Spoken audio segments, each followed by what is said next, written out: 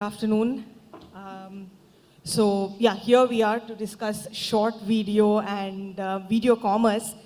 We've already spoken about A word, S word, content, and also a little bit about how adaptations work on OTT. So let's talk about how things convert when you consume a lot of content on social media.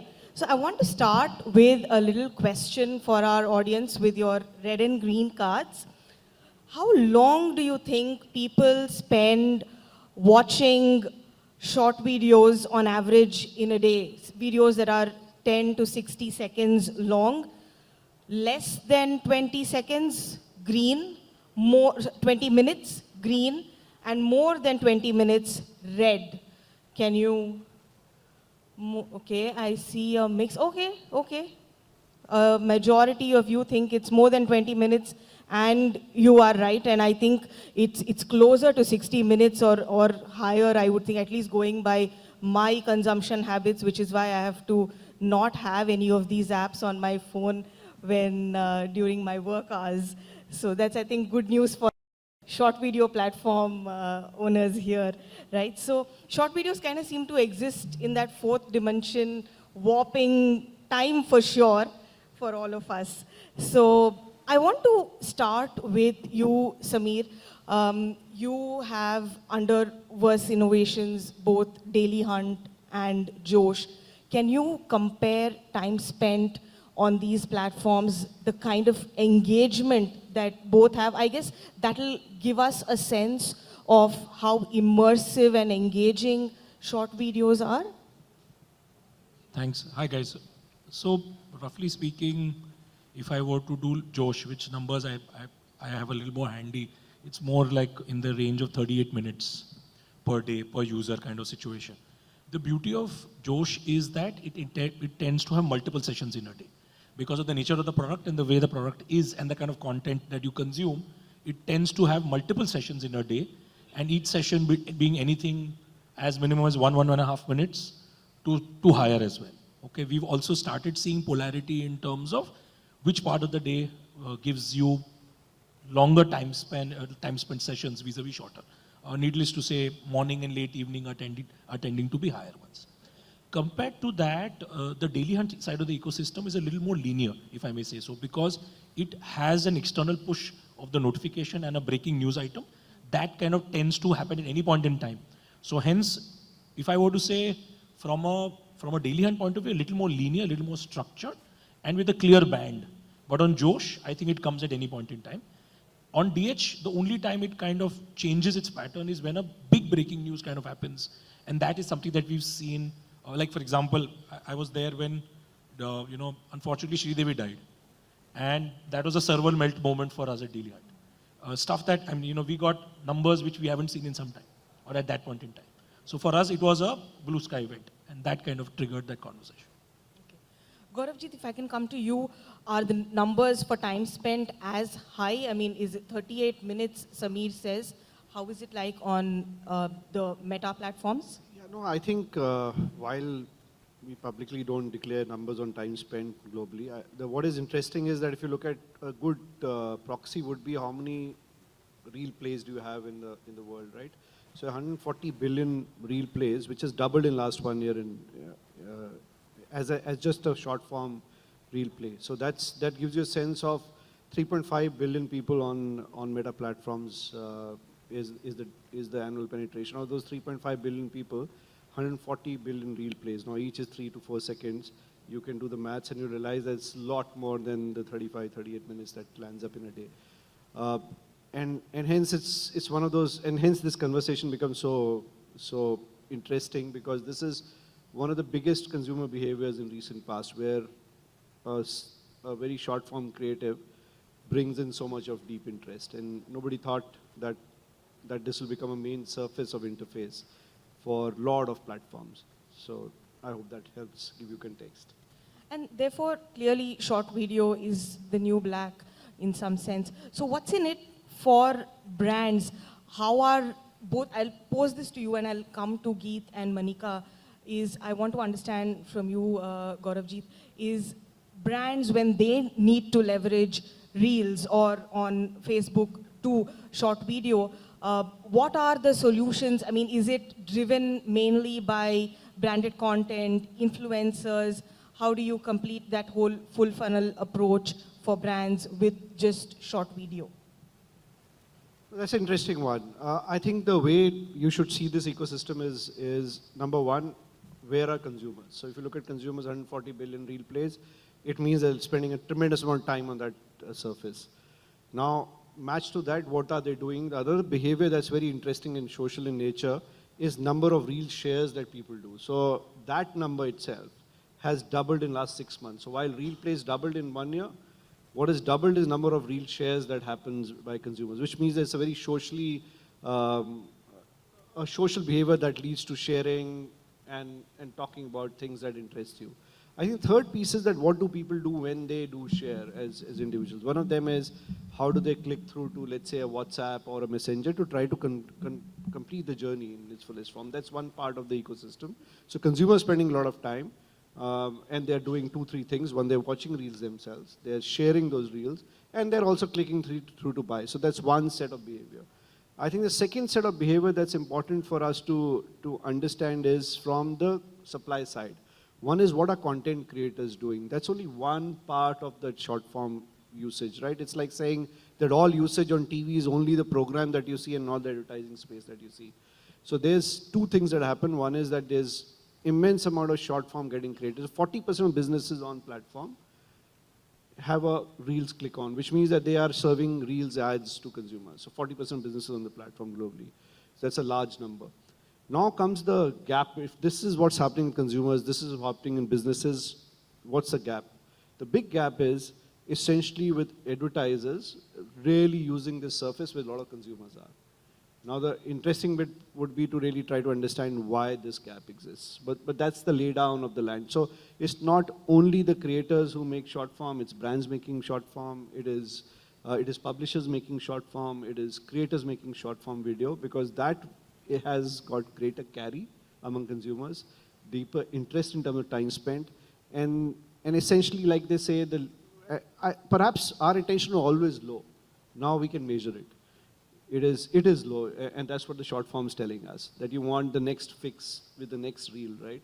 And you won't bear a reel more than it deserves in terms of secondage. So you need to thumb stop in some fashion. So this is the lay down, in my view, in terms of what's happening on the supply side and consumption side. And within that, hence, what brands should be doing is a big picture, because to your point, ultimately it's about what is the conversion after you connect these two.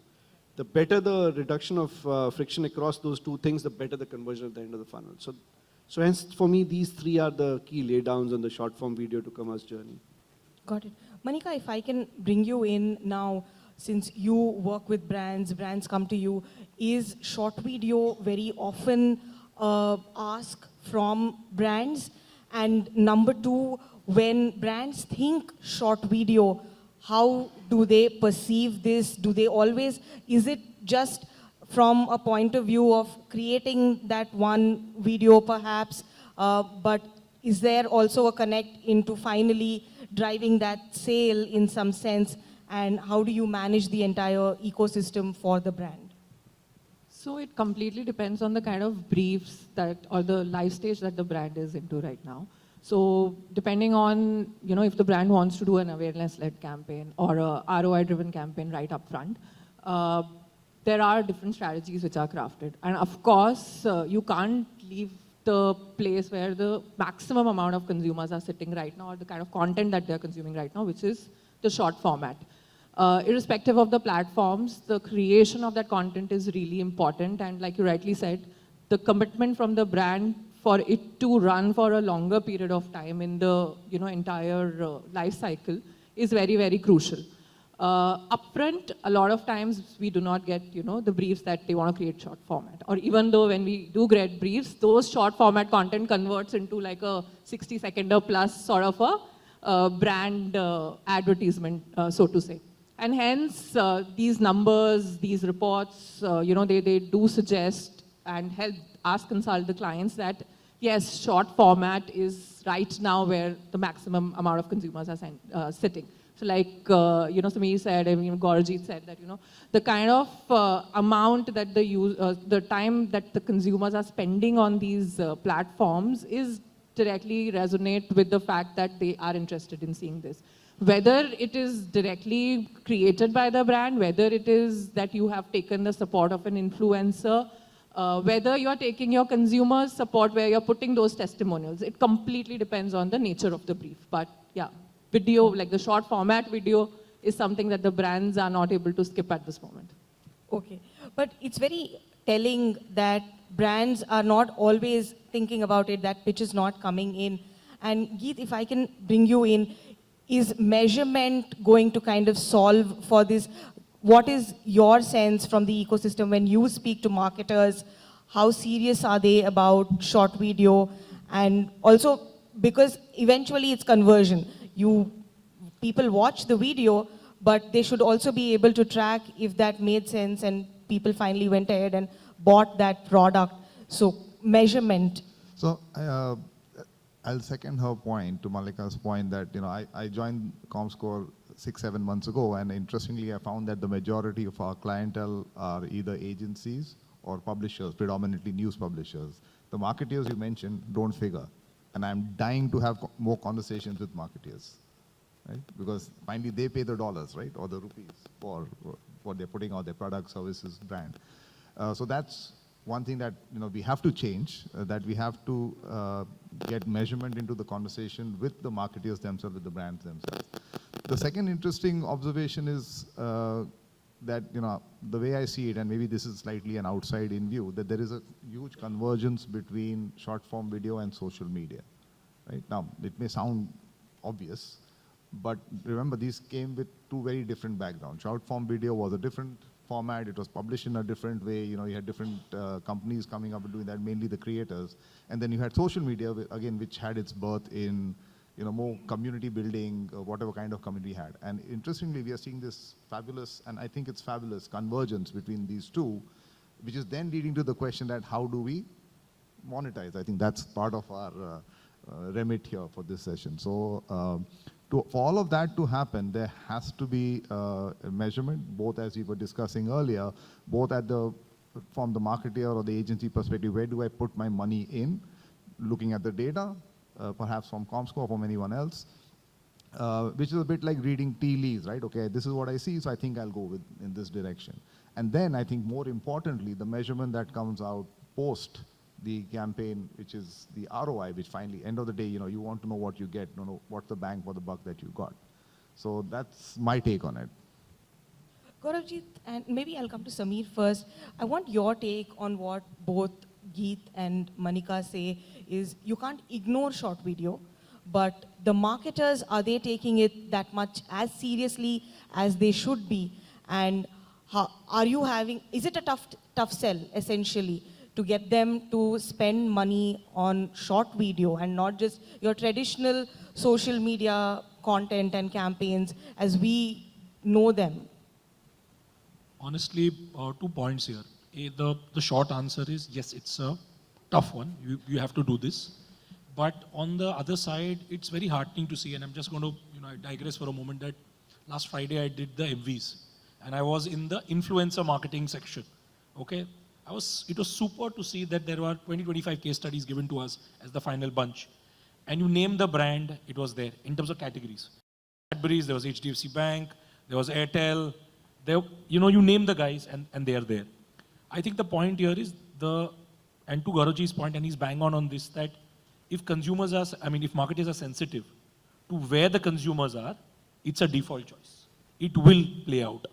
Hence, it's a matter of educating the client. It's a matter of measurement. It's about the right stakeholder, like Manika, guiding the client towards the right place. And it's us delivering once they put their faith in us. I think that entire ecosystem is chugging along. There are honestly some guys who are really up the curve, who are understanding that this is where the user is. They are experimenting. They are willing to take an occasional failure, but in general are committed to this path. Okay, I have no vested interest, but I'm just saying it. Somebody like a Myntra or an Amazon, okay, really committed to this part, and they are across the spectrum, creating content themselves, working with platforms, directly working with influencers, and going the whole hog and working with somebody like a Comscore as well in terms of measurement, which means serious play, serious commitment. But the average client is still waiting, still treading the waters, and is maybe putting 10% of his budget saying, "Acha, kuch innovative karte hain," but not committing the big dollars the way the other serious clients are. And honestly, we see this trend only accelerating. Because once it starts hitting mainstream, and I'm just talking as behalf as a client, I was head of marketing for Star Sports, I know that when the big boys do it, the others just follow. So today, for me, this year, this specific year, seeing a Cadbury's, seeing a Levers, seeing a Airtel, putting big bucks with platforms, with influencers has been very, very heartening. And I see this trend only accelerating. Gaurav, and if I can come to you, so the whole conversation that marketers, maybe a few of them, the big ones that spend the big bucks, are taking short video possibly more seriously than the others are. Who are the brands that are right now working with Meta on leveraging short video? Are we seeing more often the younger brands, D2C brands, or also entrepreneurs who are possibly using this and integrating it with other solutions that Meta has to offer to kind of reduce friction and close the loop in some sense? That's a fascinating one. I think if you really see, there are two ways to see this. One is to Samir's point. I've been through the journey of really working on this belief that actually things trickle down from top down. So if you get XYZ brand, which is large, to really invest behind a property, other people in the market will start picking it up. With digital, that is changing pretty rapidly over the last 5-10 years. There's something very interesting happening. The trends soak up, rather come down from the top, right? So something very fascinating. Small advertisers, and entrepreneurs pick up stuff so much faster right after consumers do. And the reason is, in a lot of cases, they're consumers themselves. And they will not put that dollar if it does not give them 3 back. So that's video commerce for you. So it's like, if I put one rupee onto the platform, I want to squeeze out 3. If it doesn't, then I'm going to change my creative, I'm going to change my platform, I'm going to change my approach, I'm going to even change my product overnight, because it takes a kitchen to... Sometimes they change the measurement also. Yeah, they could change measurement. That means they never got the measurement right in the first place. Exactly. So I think that's the important one. So there's a soak up that's happening.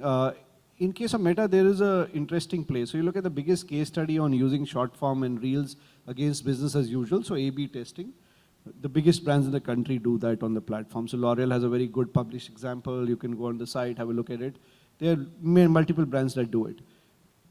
The opportunity here is that if 70% of a consumer's time is spent on this medium, is 70% of mind space of a marketer there? And I think that's not there today. The reason, and we were discussing this earlier, the big reason is what we need to tease out. That why is that if consumers are where, that to Samir's point, if that's where consumers are, it'll be time that you get there. But remember, the first ones there will get the most benefits. Absolutely. So it's a lost opportunity. And who says that, what's the guarantee that this will be the flavor of the season 5 years from now?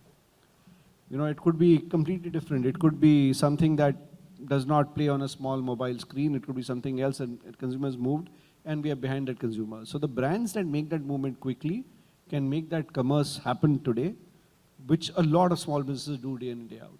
So it's a massive opportunity in terms of amount of time that they should be spending behind this problem to solve for it, rather than what they are currently.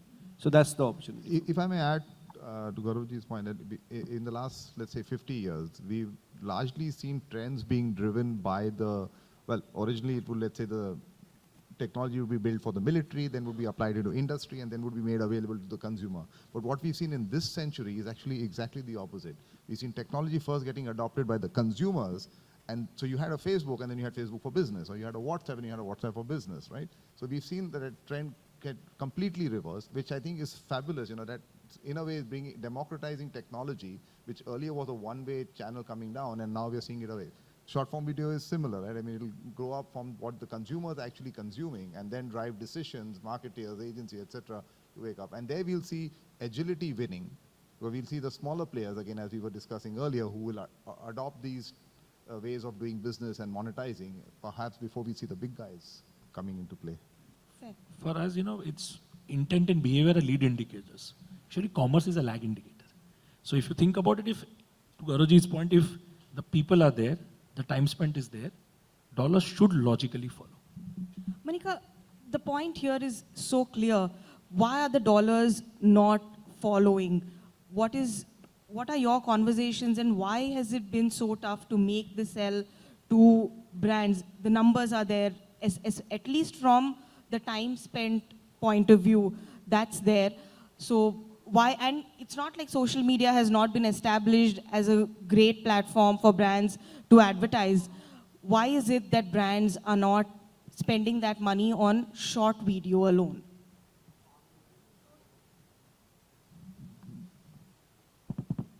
So it's not that the brands are, sort of not getting there, but it's that one big move somebody needs to make, like Samir also mentioned earlier. Then others will definitely follow. And at the same time, depending on the category of brand that you are in. So right now, if you're a D2C player, automatically your content creation would, strive towards short format. Content creation would strive towards talking about testimonials from your consumer, tying up with content creators, and so on and so forth. So over there, you're, bang on. It is fitting right in the center of your content creation strategy and the marketing strategy. If you're a larger player, you may want to innovate, but you're still not sure whether you want to have that long-term commitment because the platforms evolve, very, very rapidly and quickly. 10 years ago, we never thought that, social media will become big. There will be e-commerce. We'll be, buying things online, etc. Pre-pandemic, we never thought that there'll be a boom in the content creators economy. We always thought that, okay, influencers will possibly, that market will possibly reach to a certain stage and it will then fizzle out. And there'll be a new platform for that matter of fact. But at the same time, the way the platforms are innovating, accommodating the newness, the trends which the consumer actually wants. So if the brands are understanding this particular type of, consumer journey and the place where they are in their life cycle, why not? But yes, the commitment is long term. It's not that, one day you will create a reel and then you will sit silent for like 2-3 months. It also requires money. But at the same time, with these new age AI tools, new age content creation platforms where you don't have to like go all out and spend big bucks in production, but at the same time you create and you try and monetize it a bit with branded content partnership or content creator partnership, or even for that matter of fact, promoting with a push marketing strategy before it automatically becomes viral and pick up. These are the things which are currently the points which get discussed in the boardrooms and marketers are getting convinced. So, sorry, maybe be a bit more controversial here because everybody seems to be agreeing with everybody. So maybe it's also comfort zone, right? I mean, we spent 20, 30 years doing business in a particular way, and now we've got this sudden new, beast of not just social media and digital, but also now trying to monetize that. So maybe it's also a bit of resistance to change from the market. I don't know if that's fair to say. I can't speak intelligently about it, but it's a question worth asking. Gauravji, you have sat in the marketer's chair earlier. Is it resistance to change? No, I think yes and no. I think the problem is that nobody got fired for doing more TV, right? Who did you know that got fired because I did more TV? I think the issue is that the articulation of what problem we are trying to solve needs to be a lot sharper than it currently is.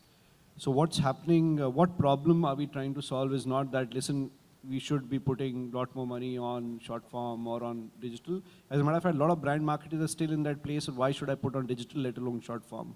So it's an even larger journey for some of the marketers. And the big reason is that very few people have articulated the problem that's pretty much in our face. What's the problem? Lot of big, large brands are losing penetration in households that matter the most. What does that mean? The most affluent and the younger in India. Now, if that is the basic problem, why is that happening? When you sit down and try to unpeel that problem, you realize that actually it is because the mass of India is still protecting the brand franchises massively. So that's like 150 million households. They'll go and buy these. Which are the big brands? They are very large penetrated brands. So they go to 60% households, 70% households in India. There, the mass of population is pretty much going to take care of their this year and next maybe 3 years. But in the most affluent, margin-driving households, the top few households in India, 10%, 30 million households, and the bottom, which again is never going to buy TV ever in their homes, that change is pretty rapid. Their e-commerce journeys or their commerce fulfillment journeys are very, very different. It is for the lower masses about not only fulfillment, but it's more about discovery of that product and hence going and buying it. In the top few households, roughly around 30 million households in India, it's about fulfillment is also on e-commerce, right? And if the brands are not talking to these households, you miss out. But that problem is not getting stated with that clarity across the board. And hence there's an opportunity which is getting missed, an opportunity that's being monetized by people who have understood this problem. And hence that's why to the point that you will see a lot of brands possibly resisting something that not understanding it fully and hence not taking action on it because it's not a burning platform. So Ernest Hemingway died a pauper, not a pauper, he didn't die a very rich man. So somebody asked him, how did you go bankrupt? So he said, gradually, then suddenly. So that's the story of the marketer, right? You'll gradually lose franchise and suddenly one day you wake up and you say, oh my gosh, oops, I wish I should have done something 5 years back. So that's the important one to keep in mind. We are out of time, and I think that's a great way to end suddenly. Thank you very much, everybody.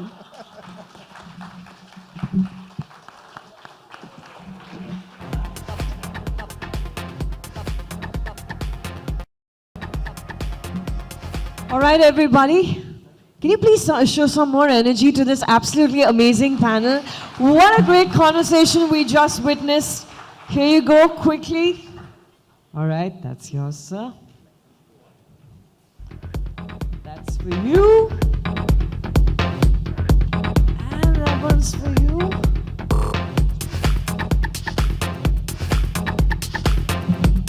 And that one's for you. That's a lovely jacket you're wearing there. Number 2. All right, thank you so much. Please come together. Let's quickly capture this moment. Let's take a quick shot.